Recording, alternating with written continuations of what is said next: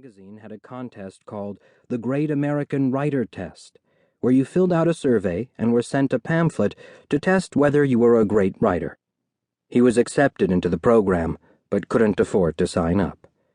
It broke my heart, Letterman recalled, because even as a kid, I knew this is not how you get to be a writer. To his son, Harry Letterman seemed most at home when he was serving as the MC of a church potluck dinner, or hosting a meeting at the Indiana Flower Association, where he would tell jokes. He loved doing that more than his actual job, Letterman said. My dad's life did not work out the way he wanted it to. This made a distinct impression. Letterman cites his parents when asked about his own prickliness or lack of warmth. His mother could look tight-lipped and uneasy, he said, but when you asked her if anything was wrong, she would shout, "I'm fine." Letterman inherited her stoicism, repression, and belief in hard work. He worked bagging groceries at a supermarket throughout high school. In high school, Letterman did not excel academically or socially.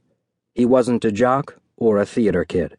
He preferred poking fun at groups to joining them, but he was not a nerd and even displayed a mildly subversive sense of humor that his peers enjoyed. As a joke, he once wore a jacket and tie along with Bermuda shorts and knee-high socks to a school dance.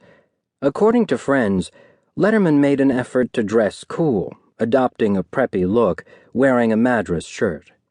But friends also recall his insecure streak. Every day, Letterman rode with a few boys to school. Once, when he was picked up in a '39 Chevy at his home, a kid made a crack about his shirt. Letterman immediately went back to the house to get a new shirt without saying a word. Early on, though, Letterman showed an interest in radio and television.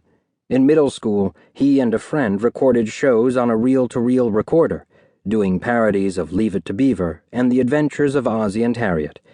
He also made a mock talk show in the style of Steve Allen, whose occasional juvenile prankishness sparked his imagination.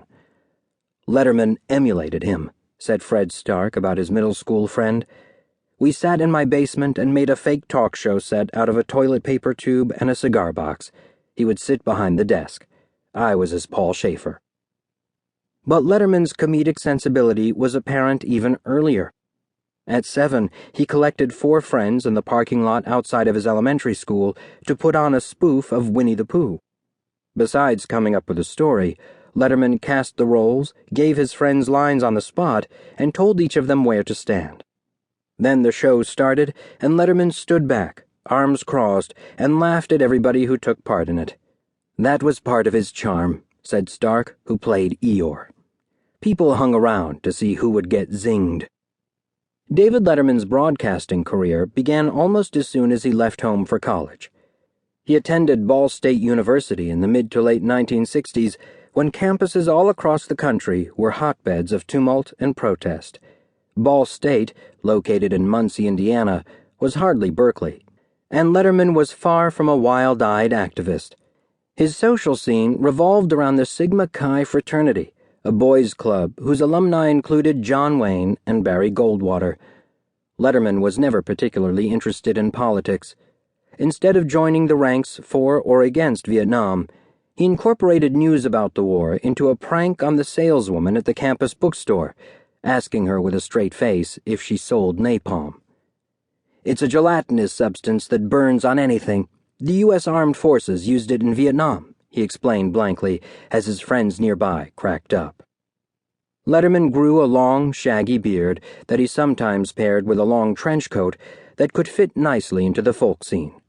His fraternity brothers described him as shy and uncomfortable with new people.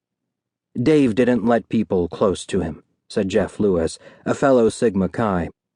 I asked him about it, and he said, if they got to know me, they wouldn't like me. Lewis recalls him being concerned about the social events. He said, listen, don't be upset if I don't go to the parties.